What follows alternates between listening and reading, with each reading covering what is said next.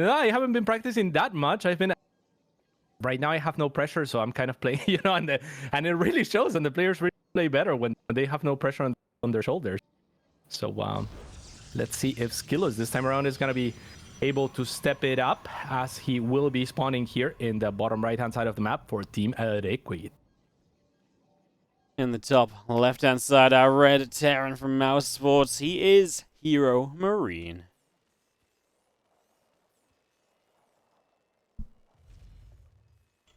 Yeah, very exciting match. I mean, it helps also that I'm so emotionally invested in so many of these players, many of them close friends of mine. These two not the exception. HeroMarine, such a fun person to hang out with, especially IRL. Online, a little bit quieter, but IRL, he takes a tequila shot and he's good to go. You know what I'm saying? Like, he's just funny as hell. And yeah, Skillous also just amazing. Much love for both of them. So don't know who to root for. Don't know where my heart lies here. My brain says that HeroMarine, definitely the slight advantage goes towards him. Yeah, no, I can, I think so every time. By the way, 2 racks opener is not something HeroMarine really brings out a whole bunch, by the way, so it's kind of an interesting start from him. A player who is just so solidified in his TVP, and a lot of the time he is the example we use when we're kind of going into TVP. We're like, well, HeroMarine's TVP is this freaking good, right? And this and that and everything else. And I'm like, man, I look at this and I'm going double racks. I'm like, what a way to switch it up. That said, I do feel like HeroMarine is always one of these players that preps a lot.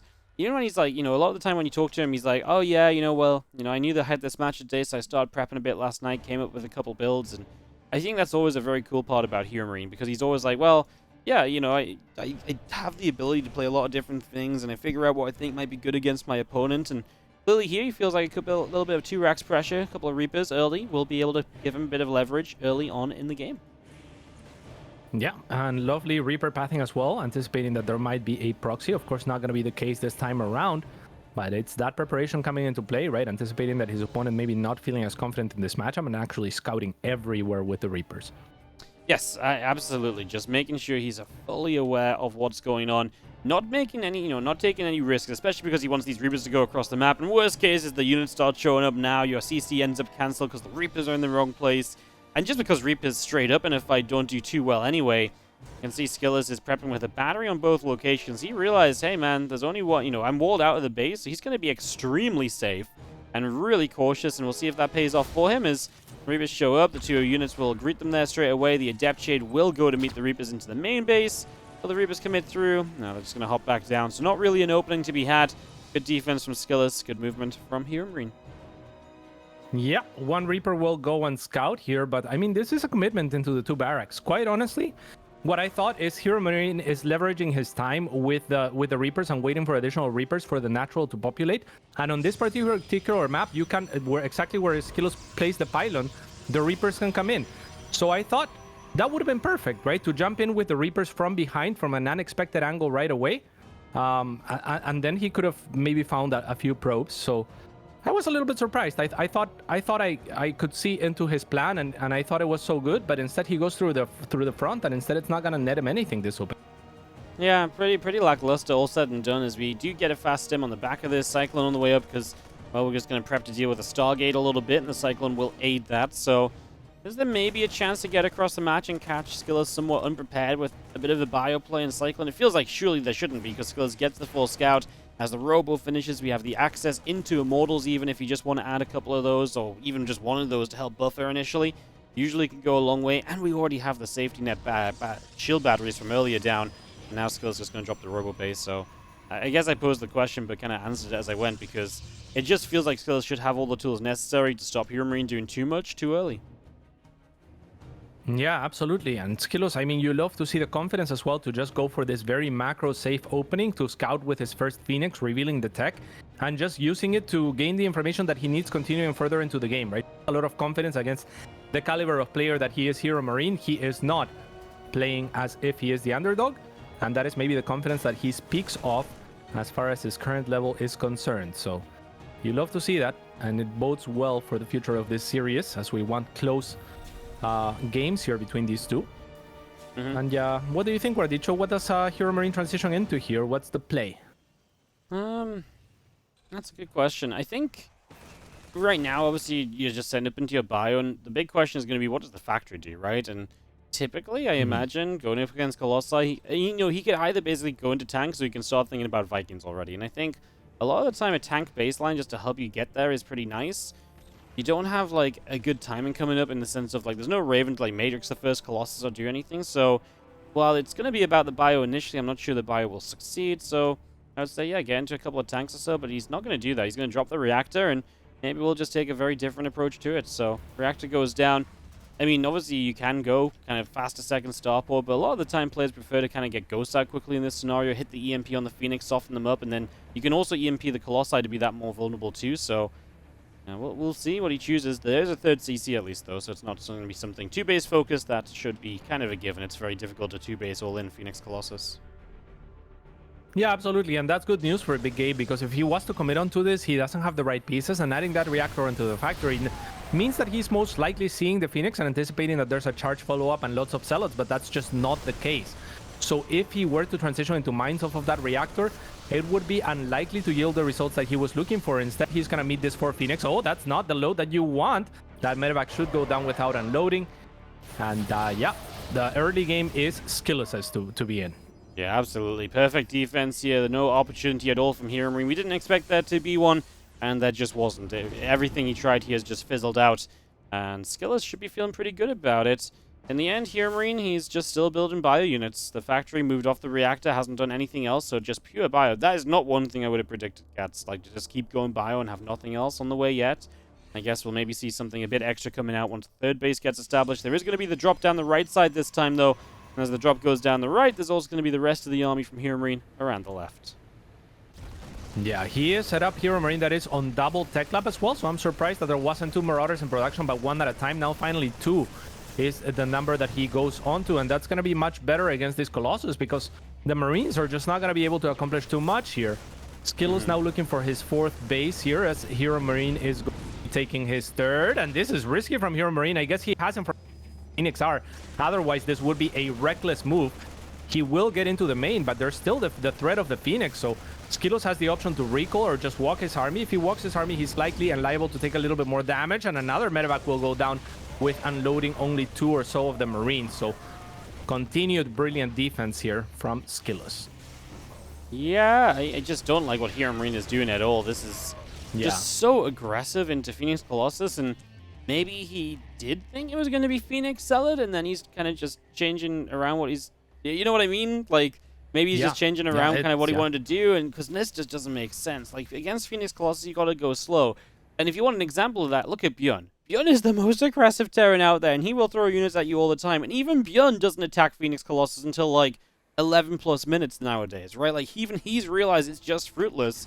HeroMarine has tried and showed us exactly why not, and this counterattack of Skillous could be game-ending, man, because HeroMarine has nothing. He's got 4 Vikings on the way. Those are his first 4 Vikings. There's obviously Phoenix to support against Vikings, though, for these Colossi. And, I mean, if you just run up this ramp, there's just bio here and 3 Colossi and force fields you can use. This should just be a game that's all about Skillous. As Marines are getting lasered. Marauders on the left side. Well, the Phoenix can decide what they want to do as well, Cats. They're just going to fight the Vikings. And, yeah, SCVs will pull in, and that's obviously never a good sign either. Not at all, especially when there's this much AoE. All of the Marauders lifted up just to mitigate the effects of them. And so many SCVs have fallen that even if this didn't push on through, which it looks like it will, Skillous would be in an incredible position. So this game 1 is coming to a close, uneventful for the most part, and one-sided towards the side of the underdog. So beautiful job here from Skillous. But like we said, I think that this was a misread from HeroMarine. I completely agree with you. I think he saw the Phoenix. I think he saw the Phoenix and thought charge, but charge is coming much later, because otherwise the reactor on the factory doesn't make much sense, and then not making any use of the factory doesn't make much sense, and continued Marine production over Marauders when you have 2 tech labs working didn't make much sense. But and yeah, it's not going to yield any results. Easy defense here from Skillous. Easy offense now for the close. Yep. Just obviously without charging zealots look a little funny. Just a little bit slow moving around. Phoenix get back across. Prism as well to save the Colossus. I do love what the Phoenix did in the fight. First, they jumped on some of the Vikings, and then they lifted all the Marauders, which really just helped to completely twist the game further into Skillous' hands, right? Just those last few Marauders, the one thing that could really, really, stand up for a while and maybe not instantly die to Colossi, they just all got lifted. So that's a really cool move. And as you can see right here, HeroMarine is running for the hills, aka his natural ramp. And, well, yeah, I mean, that position is nice. The Colossus could probably help out if they got over there and, killed everything that was clumped up. But apparently they're just going to hit the third base. Eventually, this is Skillous' game. It's just a matter of playing this out. Yeah, beautiful transitions as well from Skillous back into the initial composition that maybe HeroMarine was anticipating as far as that Phoenix charge slot, but he does it when there's no mines out, there hasn't been mines in production, and instead when HeroMarine is trying to do the late adaptation back into mass Marauders, and they're obviously going to suffer against charge slots, right? So Skillous countering HeroMarine at every step of the way in this first game. Yeah, that was just very unlike HeroMarine as well. He usually really has such a good understanding of what's going on in TvP, what the best thing to do in TvP is. So when he was kind of committing through, I was like, I don't like it, but Gabe knows, right? Like, he has an idea, like, surely. Mm-hmm. And then when it all fell apart, you're like, maybe Gabe really didn't know what was going on this time around. Like, it was not a HeroMarine kind of game at all. No. Not against that style. It's just not how it works. I mean, HeroMarine's had games where sometimes you can play quick, play offensive, drop everywhere. That wasn't the time to do it, so we'll see what he changes going into game 2, and we'll see what kind of approach Skillous uses. As we're going to go Royal Blood for our second map here. Skillous leading by 1, and is very close to making playoffs. Yeah, very, very well. Very, very well done. Very convincing game 1. So now it's on HeroMarine to kind of not get bamboozled and play the game that we know he can play. He is a very good reactive Terran. He is one of the few Terrans that I would give a lot of credit to when it comes to adapting, right? Most Terrans are very proficient at being proactive, at setting the pace. HeroMarine can do both. And he is very good at gathering information usually. He is proud of the way that he can adapt and kind of like beat down opponents that play strange styles, that play different styles. But this time around, that wasn't the case. So he's going to have to change things up on Royal Blood. I don't know if he needs to be more proactive or just maybe get better reads and react a little bit better. Yeah, we'll see what he decides to do. Like I said, just the first game was a little bit baffling, a little bit bamboozling. Even to watch with full information, we were like, I mean, maybe with having full information, we're really even more confused.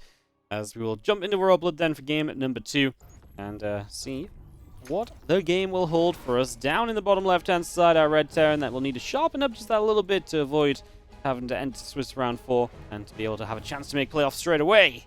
It's HeroMarine.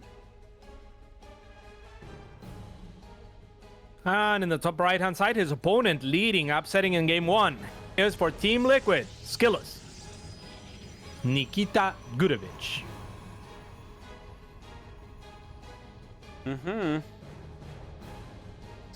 Yeah. Nikita. Cool name. Very cool name. Confusing, however, for me as a Spanish speaker. Does end in the A, yeah. Feminine. Yeah. Tell you what, Skillous and Reno are roommates now. Be a party going on tonight if they both make playoffs. Oh yeah, that would be awesome. Bet Raynor is watching this one as well intently, probably behind Skillous' shoulders. You think? And Skillous probably gets a buff also from watching Raynor, because Skillous is the Protoss player that I think has had throughout time, just from what he says, the most drive to outplay. It's in his name, right? He named himself Skillous. And you would say, like, Protoss, usually the race that is most positional, that's a lot about pressing the buttons, but usually not so much about outplaying your opponent, like with micro and stuff like that.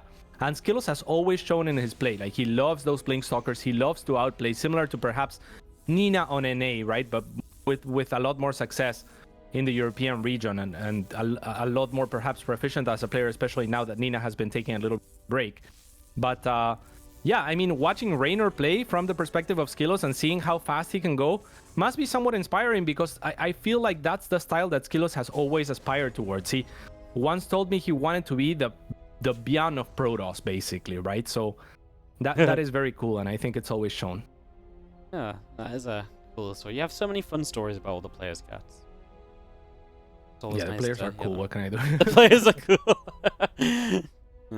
Very neat. Factory opening here from HeroMarine, obviously playing not the 2 racks he played last time. Going to go high ground CEC, very cautious against Skillous here. So taking absolutely zero risk, giving zero chance for Skillous to potentially kind of, bounce back into this or anything and get a, a lead early. And yeah, just very safe. But if Skillous just plays normal, this all benefits him because, well, HeroMarine's taking precautions when there's nothing to be cautious about. Yeah, absolutely. But at least this time around, there's not the second Rex commitment from the side of HeroMarine. So, like that early game also is important to point out did snowball a little bit in favor of Skillous because he was ahead at every point of the game. So he gets to play the easier game. And on top of that, he countered stage. So now we have a more open game to start where HeroMarine hasn't taken any risks or rather special precautions, anticipating that Skillous would need to do so. Oh, missed the grenade there. Would need to do something like proxy, and he's just gonna play a little bit more of his game. It feels like nice. Hellion gonna get at least one probe, right? That one will go down. Stalker is having a very bad time chasing the Hellion. Would have been good to just actually click on the Hellion and nothing else, as we are gonna lose 2 workers. The Reaper on the low ground cannot get any more done. That is at least a little bit of early damage done this time around by HeroMarine. Yeah, absolutely. Nice job from the Hellion. Gets the full scout as well. So, yeah, getting the extra probes is just gravy. Unfortunately for the Reaper, he was not allowed in past the wall at the main, and there was a shield battery at the natural, so it didn't accomplish much. But all in all, HeroMarine has to be much happier with this early game than the last. Skillous now transitioning into the blink. Much better than the triple Reaper that does absolutely nothing, right? So exactly, yeah. Definitely a lot better. As you see the Prism, 3 Stalkers only. It's an odd number because, well, 3 Stalkers don't one-shot a Marine, they don't one-shot an SCV, so yeah, a little odd. Warp in then? Yeah, there we go. There we go. Cool. That fixes it. Easy.